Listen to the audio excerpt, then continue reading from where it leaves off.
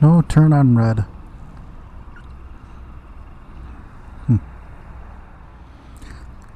It's Wednesday, and I guess tomorrow they're predicting up to 6 inches of snow.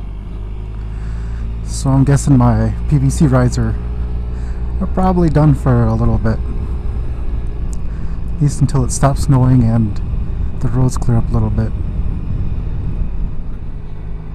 It feels cold now, and I'm not sure if it's just because it's really humid or what. Like, my windshield's completely fogged up. My side mirrors are completely fogged over. I'm guessing it's just humid.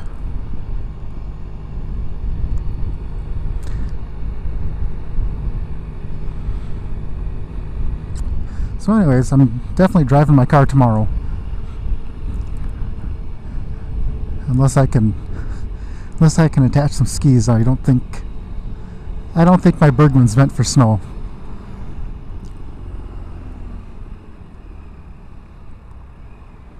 Look at this, I actually got the light when I got here.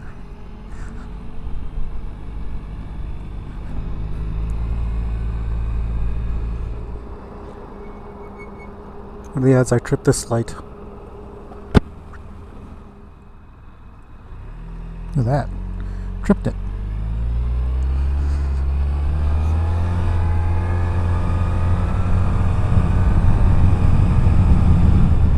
So for the few people who are following me, which there isn't many, which is okay with me because I'm not the most creative person in the world. But if you remember, I don't know if it was a couple of videos ago, I had mentioned that my gas mileage had dropped quite a bit. And I assumed it was because of the cold, which I'm sure it is. And I'm sure it's probably because of the reformulated gas. But I noticed ever since I started doing this PVC challenge, or at least the last couple weeks, I backed my scooter out of the garage, and I would leave the temperature gauge up on top of my top box while my scooter warmed up, which isn't usually what I do. Usually I might let it run for like maybe 30 seconds before I hop on and go. And I'm sure that, well, I'm guessing now that that's probably because that was what was causing my gas mileage to go down. And I say that because ever since I've been letting my scooter run for more like 2 or 3 minutes while I'm waiting for the temperature gauge to normalize to their temperature, my gas mileage has jumped. So like yesterday when I measured it, I got 49 miles to the gallon. Before that was 48. Right before that was another 49, something like that. So it's up, and I'm looking right now, and I know the dash isn't right, but it says 46.4, which I know is somewhere between 3.5 and 4.5 low. So if I just assume it's 4, right now I'm getting like 50 miles to the gallon. So this is, I'm quite stoked, but and it's all because I'm letting it idle a lot longer, which is kind of contrary to what I've been reading on like the Bergman USA forum, where everybody says, oh, it doesn't matter, just start her up and go, which is what I was doing. But man, I was telling you, I was getting like 42, 43, 44 miles a gallon. Now it's closer to 50, which is where I was hoping it would be. And I don't expect 55 because first off, I'm carrying a lot more gear on my scooter because it's cold outside. And well, it is cold outside, so I'm sure the air density is probably a little bit more because it's cold. Or there's some kind of viscosity thing, I don't know. I didn't really understand the physics stuff when I was back in college. I understood it long enough for me to pass the class, but once the class was done or the final was done, I forgot most of it. So you probably can't tell because of the camera being 170 degree wide angle lens. So I'm behind the semi now, and it's about a 2-second following distance, which is at the edge of me feeling comfortable. I prefer like 2.5, 3, 4. The bigger the number, the better.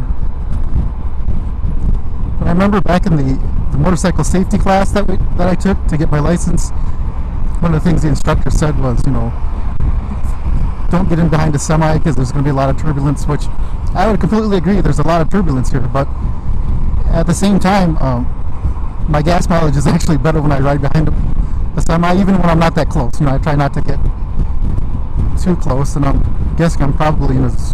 Well, I'm sure I'm in his blind spot, but at least I've given him enough room to. If he stops, I have no problem stopping in the time frame that I'm given. There's another semi. I don't know what you guys think. I'm assuming most people probably try to avoid semis, whether it's behind them, to the side of them. And I pretty much agree with that, but at the same time, so besides the fact that I get a little bit better gas mileage following one, the other thing that I like is, if you can't tell, like through almost all my videos, people are passing me all the time, and you'll never see them getting behind a semi because obviously semis are going slower like this. So if I look back now, there's nobody behind me, and those that are will obviously be in the two right lanes because they're semi-less. Or maybe you're just thinking, I wouldn't be behind a semi because I wouldn't be on the interstate. Well, if I were to take the side roads from my house to work, it would take me like an hour and 15 minutes, hour and 20 minutes to get there. Quite a few stop signs, and obviously the speed is slower.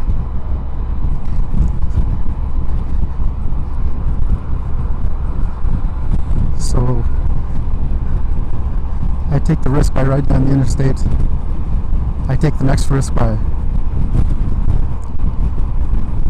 not getting in close, but getting in behind a semi, just to help prevent people from wanting to cut me off. Because if they cut me off, then they're obviously going from like the inside lane to the outside lane just because in a rush. Well, in general, they're not doing that because they're out in the outside lanes. So you can see everybody on the left side of you passing, but there's nobody on the right.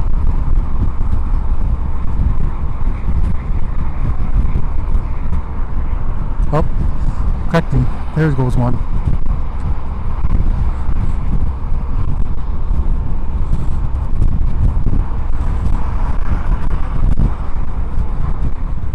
My wife told me, you are not riding your scooter tomorrow because of the snow coming. I'm gonna have to agree with her. Although if I drive to work and it does snow 6 inches or whatever, apparently my work will pay for a hotel nearby if I can't make it home. That's kind of cool. I know a lot of other guys are working from home tomorrow. I get a lot more accomplished when I'm in the office. Makes communication a lot easier.